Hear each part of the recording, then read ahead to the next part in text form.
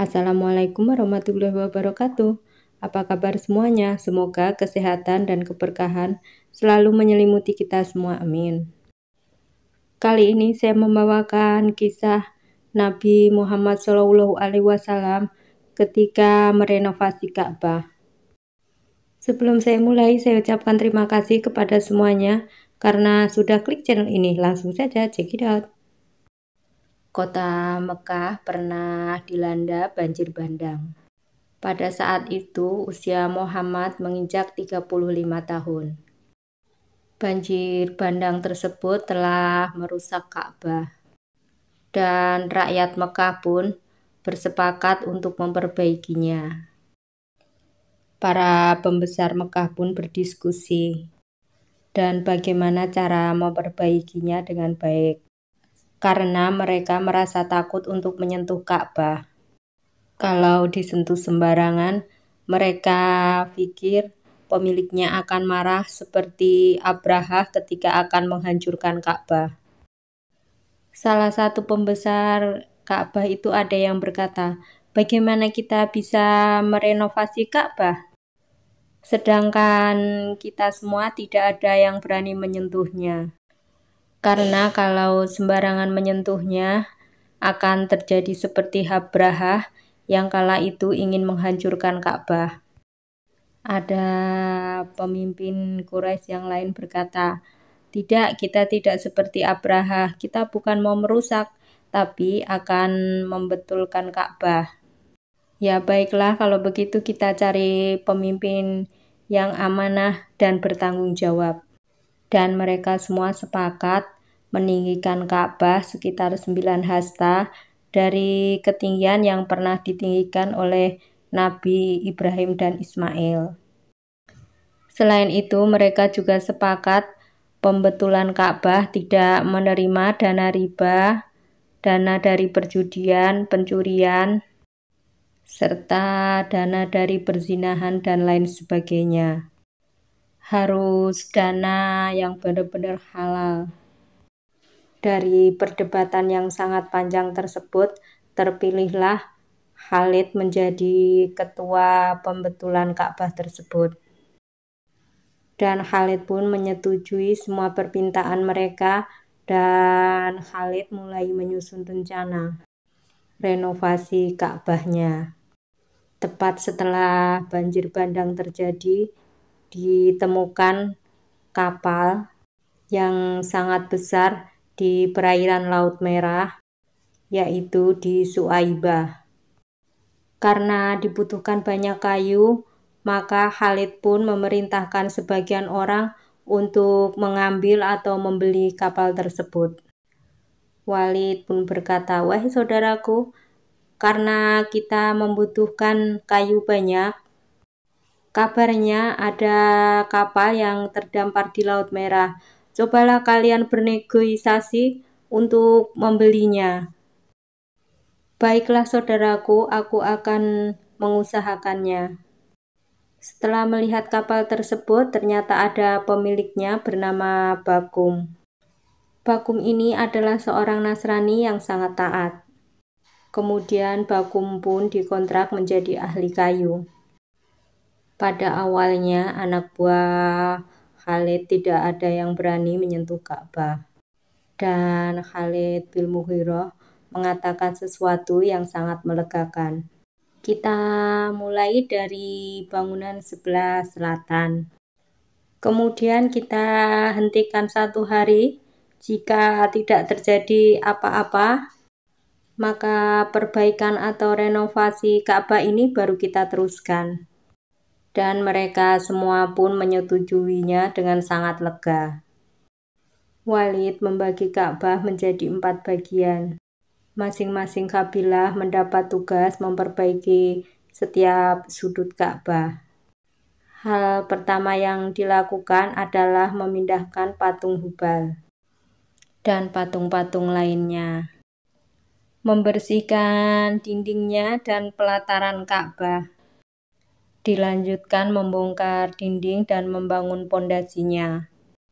Pondasi Ka'bah berupa batu granit biru yang berasal dari batu-batuan di sekeliling Ka'bah. Maksudnya bukit di sekeliling Ka'bah. Sedangkan bahan yang dicampur semen atau disebut bitumen didatangkan langsung dari Syria. Nabi Muhammad turut serta dalam merenovasi Ka'bah dari awal sampai akhir.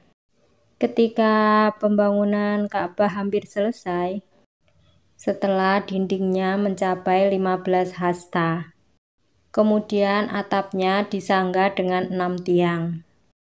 Selain itu dibangun pintu dan peletakan batu Hajar Aswadnya.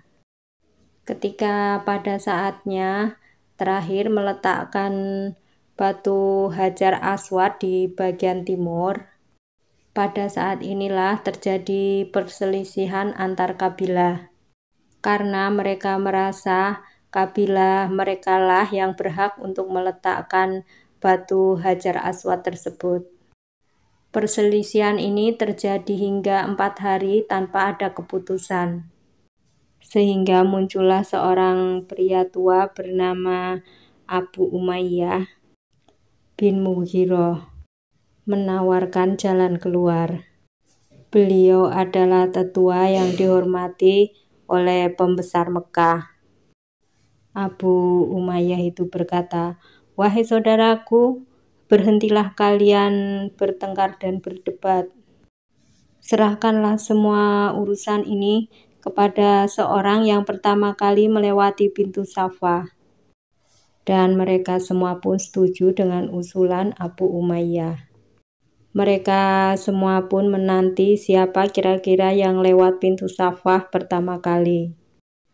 Masing-masing kabilah sebenarnya merasa penasaran siapa ya yang kira-kira lewat pertama kali, namun ditahan. Dan tiba-tiba datanglah seorang yang pertama kali datang tersebut. Dan ternyata orang yang datang tersebut adalah Nabi Muhammad SAW. Karena Nabi Muhammad SAW adalah seorang yang dapat dipercaya atau al-amin, mereka semua pun setuju jika Nabi Muhammadlah yang memberi keputusan. Mereka semua bersorak gembira menyambut kedatangan Muhammad. Namun Nabi Muhammad malah bingung karena tidak tahu apa yang terjadi. Akhirnya Nabi Muhammad pun diceritakan duduk permasalahan mereka. Sebelum memberikan keputusannya, Nabi Muhammad pun berdoa dalam hati agar keputusannya tersebut tidak merugikan semua pihak. Kemudian Nabi Muhammad pun berkata, "Tolong ambilkanlah saya sebuah kain." Dan ada yang berkata, "Baiklah." Orang-orang sangat penasaran apa yang akan diperbuat Muhammad. Setelah kainnya ada dalam genggaman Nabi Muhammad, kain tersebut dihamparkan di tanah. Kemudian beliau meletakkan Hajar Aswad di tengah-tengah kain. Kemudian Nabi Muhammad berkata lagi, untuk masing-masing pemimpin kabilah dipersilahkan memegang ujung kain ini.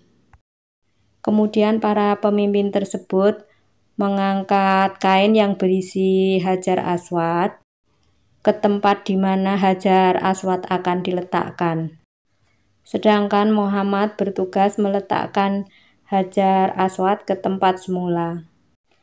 Dan akhirnya Muhammad pun berhasil menghentikan pertikaian mereka yang selama 4 hari tersebut. Dan para semua kabilah sangat puas dengan keputusan Muhammad.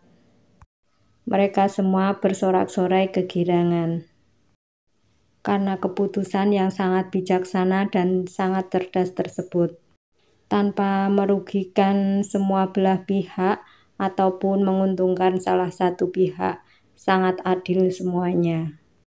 Itu tadi cerita Nabi Muhammad SAW ketika merenovasi Ka'bah sebelum diangkat menjadi seorang Rasul.